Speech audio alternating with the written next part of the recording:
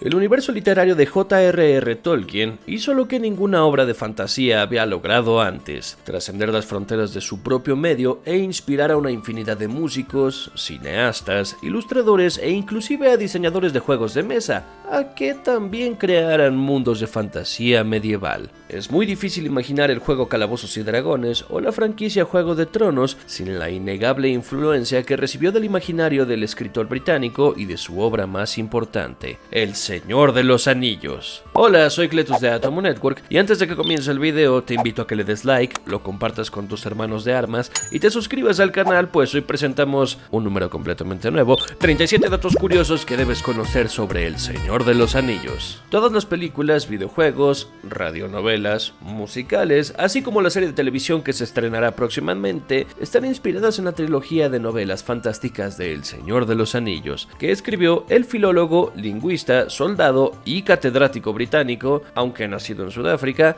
John Ronald Reuel Tolkien, o J.R.R. Tolkien para los amigos. Esta saga épica de fantasía se publicó en 3 volúmenes de 1954 a 1955 y sirvió como una secuela de su anterior libro, El Hobbit, de 1937. Hay que resaltar que El Señor de los Anillos, a diferencia del Hobbit, fue un trabajo por encargo de la editorial, ya que Tolkien no tenía el más mínimo interés de continuar su novela anterior, a pesar de que fue un éxito en las librerías y los lectores querían leer más sobre la Tierra Media.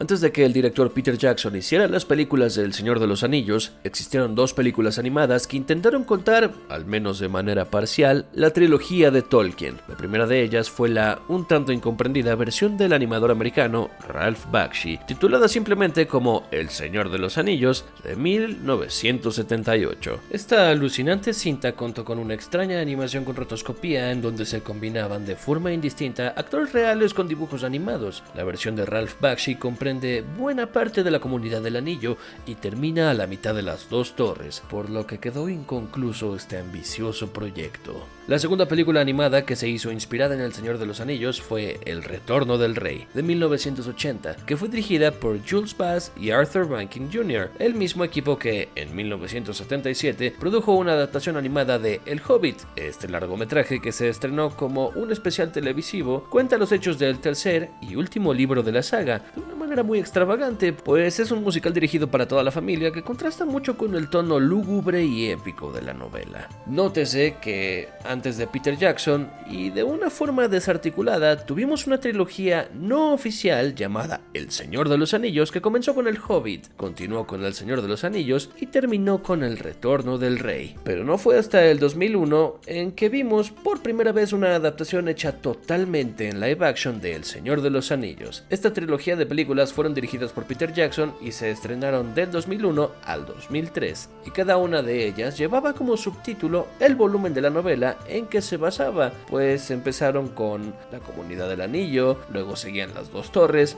y finalmente terminaban con El Retorno del Rey. Sobra decir que fueron todo un parteaguas en la historia del cine, pues tan solo la primera película recaudó más de 871 mil millones de dólares en taquilla mundial y ganó 4 premios Oscar. Esta adaptación contó con un elenco insuperable, pues en ella participaron Elijah Wood como Frodo Bolsón.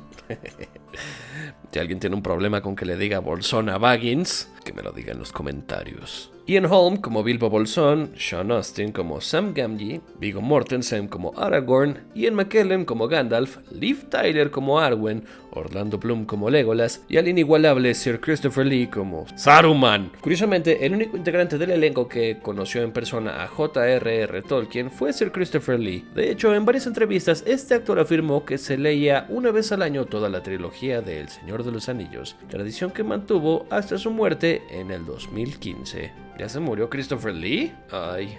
Desde el 2003, el 25 de marzo es conocido mundialmente como el Día de Leer a Tolkien. Este evento anual es promovido por The Tolkien Society, que busca promover la lectura de sus obras, tanto las que pertenecen al universo de la Tierra Media como las que no. Y se eligió esa fecha, pues, siguiendo el calendario de la comarca, la destrucción del Anillo Único ocurrió ese día. A J.R.R. Tolkien no le preocupaba mucho que algún día se adaptaran sus obras al cine. Sin embargo, en varias de sus cartas dejó muy en claro que cualquiera podía hacer una versión de El Señor de los Anillos, excepto Walt Disney, personaje por el que sentía un profundo desprecio y a quien consideraba un tramposo que embaucaba a los ingenuos, luego de ver lo que hizo su estudio con la adaptación de Mary Poppins, obra de la también escritora británica Pamela Lyndon Travers. La trilogía de El Señor de los Anillos es la saga de películas que más nominaciones a los premios Oscar ha tenido en la historia, llegando a superar a otras franquicias como Star Wars y El Padrino, acumulando un total de 30 nominaciones, de las cuales ganaron 17, más de la mitad. Si planeas hacer un maratón de la trilogía del Señor de los Anillos, esta durará 8 horas con 27 minutos, pero si te avientas las versiones extendidas, la duración aumentará a 11 horas con 21 minutos. En la actualidad existe una infinidad de bandas de power metal con una obvia inspiración tolkieniana en sus temas. Sin embargo, el primer grupo que deliberadamente habló en sus letras sobre El Señor de los Anillos fue Led Zeppelin, pues en el tema de Rumble On, que viene del álbum Led Zeppelin II, en los versos finales se menciona Gollum y el Señor Oscuro. Otras canciones de ese mismo grupo que pueden tener influencia tolkieniana son Battle of Evermore, Tangerine, Misty Mountain Hop y Over the Hills and Far Away. En realidad, Tolkien quería publicar El Señor de los Anillos como un único volumen, pero debido a la alza de los precios del papel en aquel entonces, se dividió en 3 libros. De hecho, los subtítulos de cada volumen no fueron idea de Tolkien, y el único que le gustó fue la Comunidad del Anillo. Es probable que El Señor de los Anillos jamás hubiera visto la luz de no ser por la retroalimentación que recibió Tolkien de su íntimo amigo C.S. Lewis, quien también escribió libros de fantasía como las Crónicas de Narnia. C.S. Lewis fue uno de los primeros lectores de la obra de Tolkien y siempre lo motivó a que continuara desarrollando este mundo imaginario. Fue tanto el impacto que tuvo la obra de Tolkien en las mentes impresionables que los hippies, a finales de los años 60, hacían grafitis con la consigna Frodo vive, o hacían pins con la leyenda Gandalf para presidente.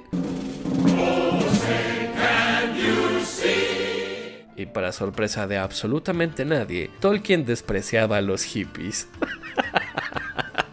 ¡Y quiero ver policías golpeando hippies! Al principio del primer libro se menciona el número de anillos que recibió cada raza, siendo 3 anillos para los reyes elfos, 7 para los señores enanos, 9 para los hombres mortales y 1 para el señor oscuro. Curiosamente, si leemos el orden en el que fueron recibidos los anillos a la inversa, nos da el número de 1973, que fue el año en que murió J.R.R. Tolkien.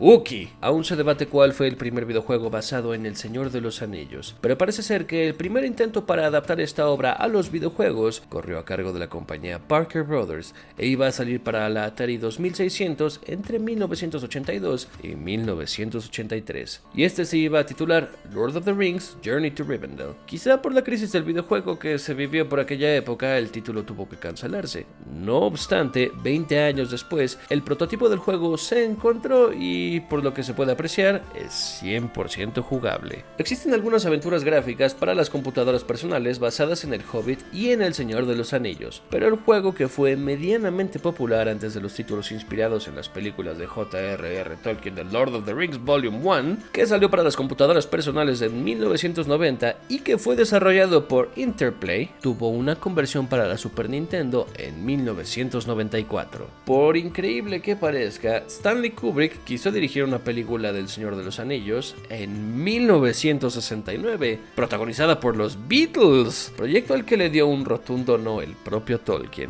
No, God! No, God, please, no! No! No! No! Quien aún conservaba los derechos de sus obras. Lo curioso es que los 4 de Liverpool ya tenían en mente qué papel harían. Lennon iba a ser Gollum, Paul McCartney sería Frodo, George Harrison haría de Gandalf y Ringo Starr sería Sam. Oh, my name's Ringo. I'm gonna play Sam in Lord of the Rings, innit? Ringo es mi Beatle favorito. Un fanático bastante peculiar de la obra de Tolkien, nada más y nada menos que el Papa Francisco, pues en el 2008, cuando era el cardenal, no se vayan a reír, Bergoglio recitó un sermón en donde hablaba sobre la vida como un viaje de esperanza y la comparó con las aventuras de Bilbo y Frodo. Esto no debe sorprender a nadie, pues Tolkien era profundamente católico. El propio Stephen King tomó inspiración de El Señor de los Anillos para hacer su propia saga de libros de fantasía épica titulada La Torre Oscura. El actor Ian Holm, que interpretó a Bilbo en El Señor de los Anillos de Peter Jackson, años atrás, en 1981, hizo la voz de Frodo para una dramatización radial de la BBC. En una entrevista, Peter Jackson reveló que, antes de que empezaran a filmar la primera película, Bob Weinstein, uno de los productores, quería que uno de los hobbits muriera. No le importaba cuál, solo quería ver a un hobbit muerto en una escena. ¿What? Sean Connery rechazó el papel de Gandalf porque no entendió el libreto. ¿What? Sean Connery. El papel de Aragorn se lo ofrecieron a Nicolas Cage, pero este también lo rechazó porque en ese entonces quería pasar más tiempo con su familia y posiblemente sus cobras albinas. Lean al respecto. Decía que eran para protección. Realizar la trilogía de El Señor de los Anillos costó mucho menos dinero que la trilogía de El Hobbit. Todas las montañas de Titán, la luna más grande de Saturno, están bautizadas con los nombres de las montañas que aparecen en El Señor de los Anillos. Sean Bean, el actor que interpretó a Boromir en las películas, escalaba todos los días las montañas de Nueva Zelanda para llegar al set de filmación. Esto por el miedo que tenía de subirse a un helicóptero. Bueno, se mueren todas las películas, yo también tendría miedo. Chistes relevantes de 2006. A Christopher Tolkien, el hijo de J.R.R. Tolkien, que se dedicó a recopilar y publicar los textos inéditos de su padre, le desagradó profundamente la versión cinematográfica de Peter Jackson, al grado de que se negó a conocer a este director en persona. En los primeros borradores de El Señor de los Anillos, el personaje de Merry se iba a llamar Marmaduke, pero Tolkien decidió cambiar su nombre en una de sus revisiones. Y qué bueno, porque... ¿Por qué? Para audicionar en el papel de Frodo, Elijah Wood se grabó en medio del bosque con un disfraz de hobbit, nada más y nada menos. Por suerte, este pequeño detalle hizo que se ganara el papel. Y que bueno, también es un actor muy bueno. La Universidad de California tiene un dormitorio para sus estudiantes de nuevo ingreso llamado la Tierra Media, cuyos corredores tienen los nombres de los pueblos que aparecen en El Señor de los Anillos. En realidad, Christopher Lee quería interpretar a Gandalf, pero debido a que este personaje estaba involucrado en muchas escenas de acción que no podía interpretar el señor Lee por su avanzada edad, se tuvo que conformar con Saruman. El actor Viggo Mortensen hizo sus escenas de acción sin necesidad de utilizar un doble. Es uno de esos, ¿quién lo diría? Irónicamente, el actor John Rhys Davies, que interpretó a Gimli el enano, es en realidad el actor más alto del elenco, pues mide 1,85 m. Wow. Tolkien sirvió en la Armada Británica durante la Primera Guerra Mundial. De hecho, muchas de sus experiencias sirvieron de inspiración para las escenas más crudas de El Señor de los Anillos. Por ejemplo, los cadáveres que aparecen en la Ciénaga de los Muertos puede que estén basados en los soldados descuartizados que vio en la batalla de Somme en 1916. ¿Somme? Además de El Hobbit y El Señor de los Anillos, existe una película sobre la juventud de Tolkien y de cómo conoció a su esposa. Se titula sencillamente como Tolkien y se estrenó en 2019. Fue dirigida por Dominic Tarkovsky y en ella aparecen Nicholas Hoult como Tolkien y la inigualable Lily Collins como Edith Pratt, la esposa de Tolkien. Es probable que este 2021 veamos el estreno de la serie del Señor de los Anillos por Amazon Prime. En ella se contarán los sucesos inmediatamente anteriores a los eventos que se narran en los libros, por lo que supongo yo tendrá que ver más con el Silmarillón que con el Señor de los Anillos. Aparentemente Christopher Lee sabe exactamente cómo suena una persona cuando es apuñalada por la espalda, ya que participó en la Segunda Guerra Mundial y dio notas al respecto cuando Saruman es apuñalado por la espalda. Le dio notas a Peter Jackson sobre cómo suena una persona apuñalada por la espalda. Christopher Lee, verdadero badass de la vida. Y Christopher Lee estuvo presente en la última ejecución por guillotina. Creo que era un niño. Creo que esto ya se volvió datos de Christopher Lee. Pero bueno. ¿Qué otro dato te sabes de El Señor de los Anillos? ¿Cuál de las adaptaciones te gustó más? ¿Crees que Peter Jackson también debería intentar adaptar el Silmarillón? Haznoslo saber en la caja de los comentarios.